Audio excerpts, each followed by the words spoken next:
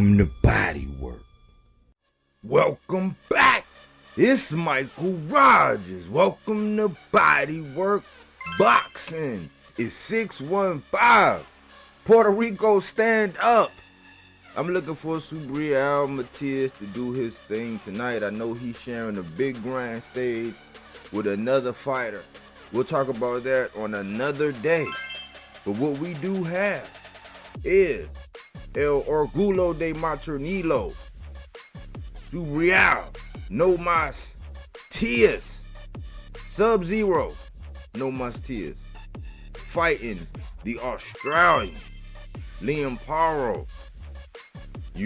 And I'm really excited. We followed this fight all the way along, from trying to get Subriel an opponent, or me talking about it, pointing out who's maneuvering around him, and questioning what the moves are being made, questioning the former promotional company, questioning the current promotional company, questioning the contracts, and all of that. And one man arose, and that was Liam Paro.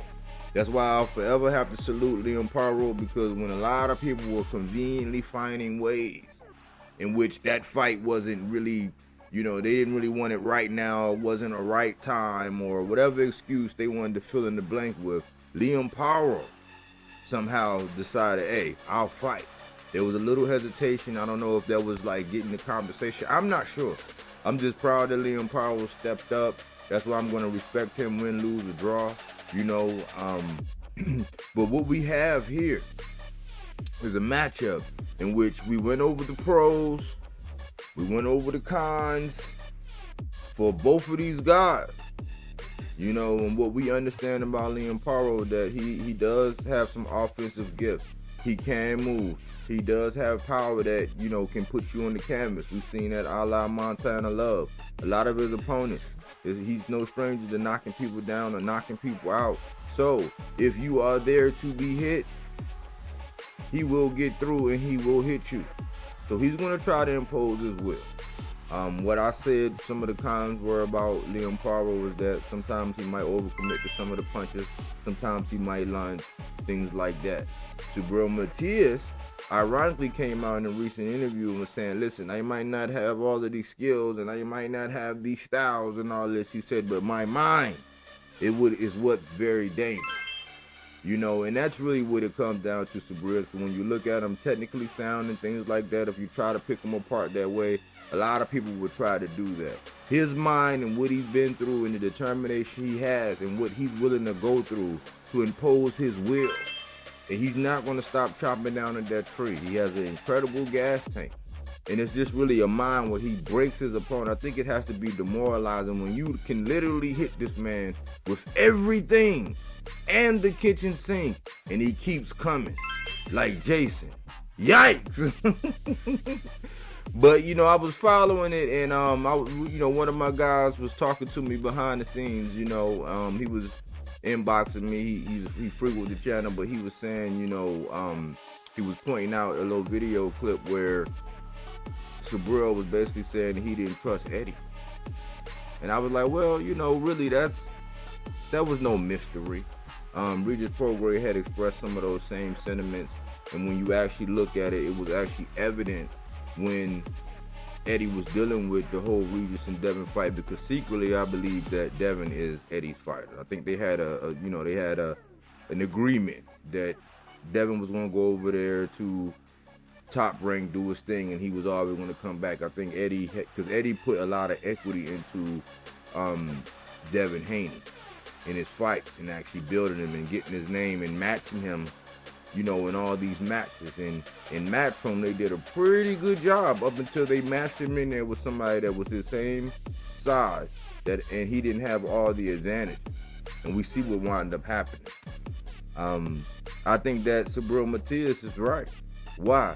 Because part of me questions whether or not Eddie knows what he has in Subriel, whether or not Eddie knows what he has in Richardson Hitchens, but since we're talking about Subriel, part of me questions whether he knows exactly what he has. But then again, part of me knows that Eddie knows exactly what he has. And why would Subriel Matias feel like Eddie is actually favoring Liam Paro? Why? You gotta ask yourself, why would Eddie feel like that? The reason why Eddie would feel like that is because if his loyalty lies with Devin Haney, it will be easier. It will be a perceived easier fight for Devin Haney to try to relieve that strap or try to unify with somebody like a Liam Paro or anybody that doesn't have the belt besides Subriel Matias. He just happened to have Subriel Matias under contract. I'm not going to charge you anything for that, but we got to think about this.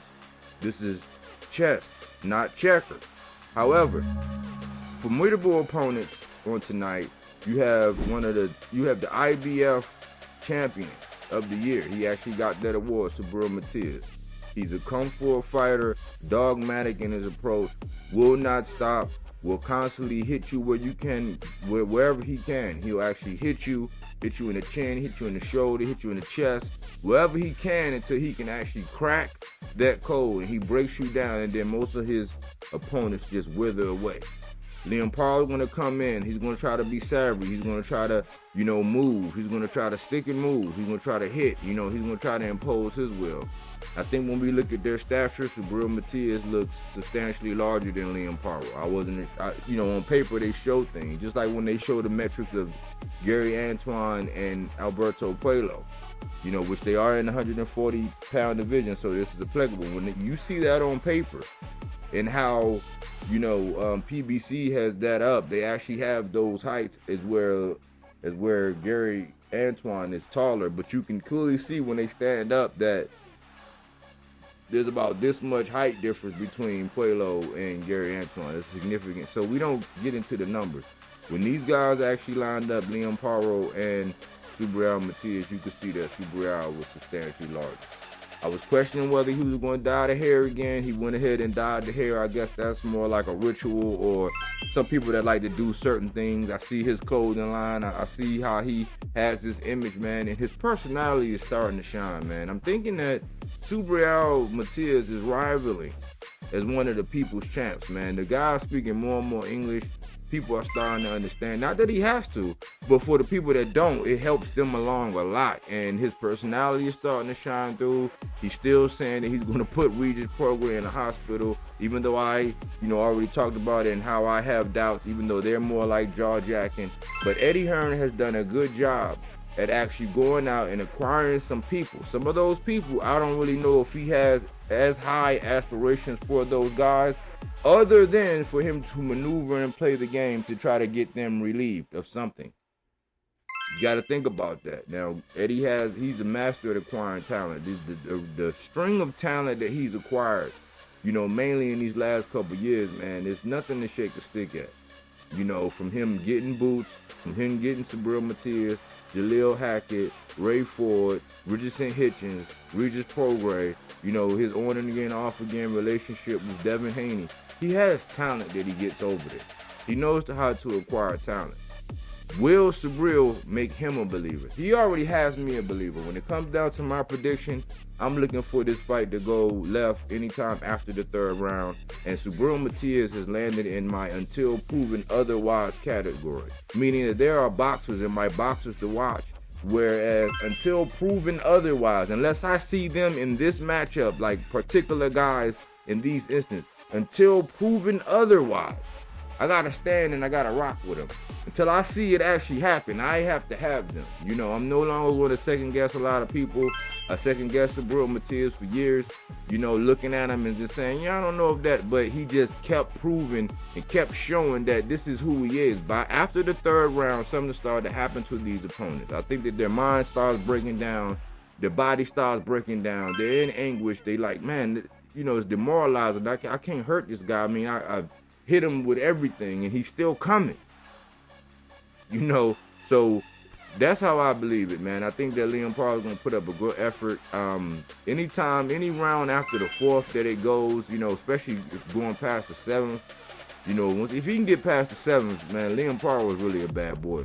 But I got this thing going left, around about the fourth round.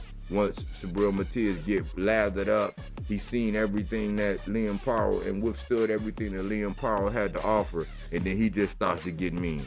He starts to get angry. He started to turn up. He started to try to crack ribs and break chins. And I think that that's what's going to happen. So, you know, I wish I was in attendance down there, you know, in Puerto Rico, man. I'm sure it's going to be a lovely event, you know, and I'm looking forward to what's going to happen with Subriel after this, because there's still going to be a lot of eyeballs in this fight, whether they're waiting for the, you know, the other card, for the other people to actually start, you know, or not, or he has all those people. He's in his own backyard. He does have the pressure of being home, but I think he welcomes that pressure. Dealing with a different kind of mental guy here.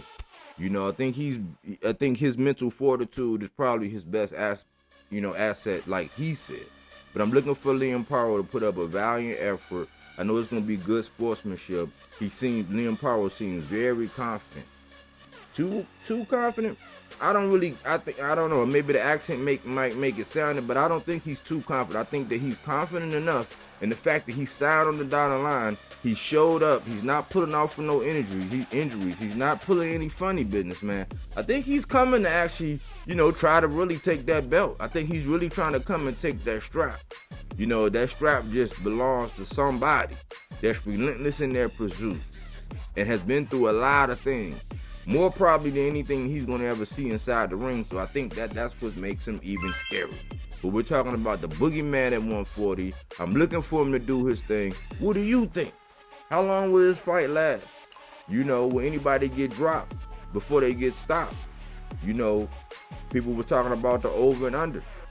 You know, I'm thinking, 7 rounds over, under? That might be a good one, you know, in my book. But I know that it goes downhill after the third. And outside of his sole defeat, he stopped everybody or made everybody quit on the stool. And until otherwise, I'm going to ride with that guy. Let me know in my comment section. Hit the like button.